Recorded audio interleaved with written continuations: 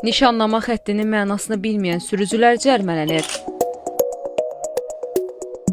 Görüntülər paytaxtın Yasamal rayonu Abbasqulu Ağa Bakıxanov küçəsindəndir. Dayandığım bu ərazidə sürücülər yol hərəkətinin təşkilində yanlışlıq olduğunu düşünürlər. Əslində isə belə deyil.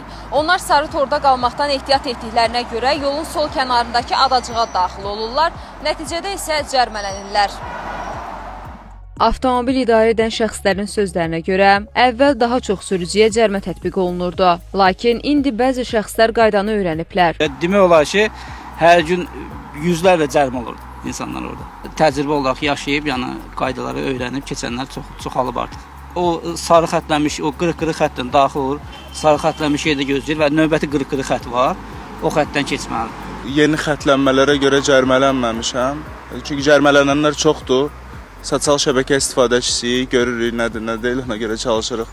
Yavaş-yavaş sürüyoruz yolumuzu. Nəqliyyat ekspertləri deyirlər ki, həmin yerdə sarı tor avtobusların hərəkətində intensivliyi artırmağa görədir. Tora çatmamış xətlənməni tapdalayaraq, oradan çıxmaq isə qayda pozuntusudur. Yəni, sürücülər sarı tor olan istiqamətlə, amma orada dayanmadan hərəkət etməlidirlər.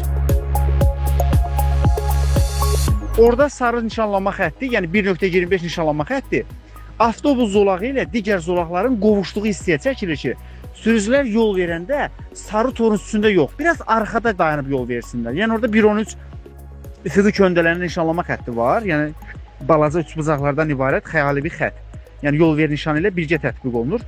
Sürücü həmin yerdə dayanmalıdır. Sol tərəfdən gələn axına, yəni dairədən yaxınlaşan nəqliyyat vasitələrinə baxmalıdır. Əgər avtomobil intensivliyi zəifləsə, azalsa artıq fürsətsə yol ərzdən girməlidir. Amma bəzi sürücülər gəlir avtobus zolağının üzərində dayanır, soldan gələn axına yol verir. Onda da avtobus özü gələndə artıq tıxac yaranır. Yəni sarı torun üstündən hərəkət əsnasında keçmək olar. Yəni gördün ki, avtomobil yoxdur, keçmək olar, sür. Yəni sarı torun üstündən hərəkət qadağan deyil, dayanma, durma, gözləmə qadağandır. Qeyd edək ki, nişanlama xəttinin qaydalarını pozan şəxslərə 40 manat məbləğində cərimə tətbiq olunur. Fidan Əsədli, Üzeyir Ağayev, Xəzər xəbər.